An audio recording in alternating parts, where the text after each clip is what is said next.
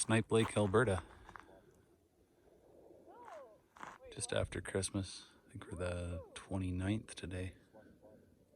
I'll try to do a little bit of ice fishing, see what we can find. Got the snowplow on the Argo, and that is handy. Set up the Snowtrekker here. The wood stove roaring. It's like bitter cold right now. It's like -2 Celsius. Anyways. Well, ice fishing shack is all set up.